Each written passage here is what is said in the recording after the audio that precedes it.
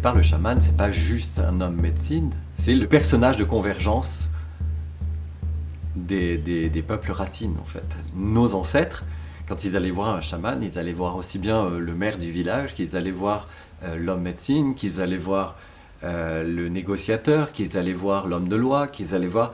Le chaman avait ce rôle de, finalement, d'être la personne philosophique disponible qui est en lien avec les esprits, avec le visible et l'invisible. Et de ce fait, donc, le chaman avait un aspect multidimensionnel et un aspect multiculturel, puisqu'il allait aussi dans les autres villages, il était aussi chef de guerre. Enfin, donc il avait tous ces aspects-là. En Europe, il y avait les druides, que l'on pourrait aussi mettre dans la catégorie chaman aujourd'hui, les sorcières, etc. En tout cas, c'est tous ces personnages qui sont en lien avec l'invisible, une capacité qui n'est pas forcément accessible à tout le monde. Et le fait d'être le spécialiste du voyage entre les mondes permet d'aller chercher des informations qu'une personne qui n'a pas cette capacité-là ne peut pas aller chercher toute seule.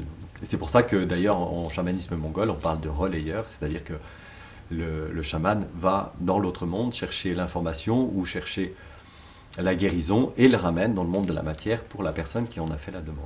La particularité du chaman, c'est de pouvoir utiliser les outils qui sont autour de lui et surtout les outils dont il dispose. Je pense que l'expérience de chaque personne, de chaque chaman, de chaque personne qui se lance dans la pratique chamanique a cette richesse que l'humain est unique. Nous sommes la convergence de notre grande vie, de nos expériences, de nos façons de s'approprier aussi toutes ces choses-là. Et en ce qui me concerne, je ne peux pas être comme les autres, je ne peux pas être chaman comme un Amérindien, je ne peux pas être chaman comme un Mongol, je ne peux pas être chaman comme un Bushman, parce que on m'a transmis ces pratiques, mais il a fallu que je m'approprie ma propre pratique, que j'écoute mes propres esprits, que j'écoute mon environnement dans lequel je vis.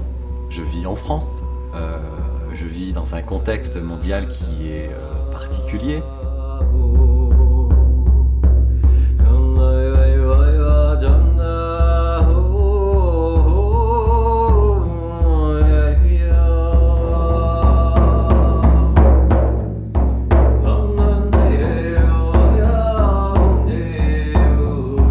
Ma perception m'a amené à être aussi bien attiré par le monde de la Terre et le monde du chamanisme traditionnel, mais également vers un aspect plus cosmique où, à force d'ouvrir les champs du possible avec les esprits, ma conscience m'a amené à être en contact avec des êtres plutôt galactiques. Donc, de ce fait, je suis obligé de combiner avec cet aspect. Et encore une fois, le chaman, c'est celui qui fait le chemin avant les autres. Donc on va voir avant et on relaye l'information. Donc j'ai envie de dire mon travail et mon œuvre, puisque travail, j'aime pas trop. Mon œuvre est d'aller explorer les mondes avant les autres et de ramener ce que j'ai découvert et puis peut-être d'emmener d'autres personnes faire le chemin après.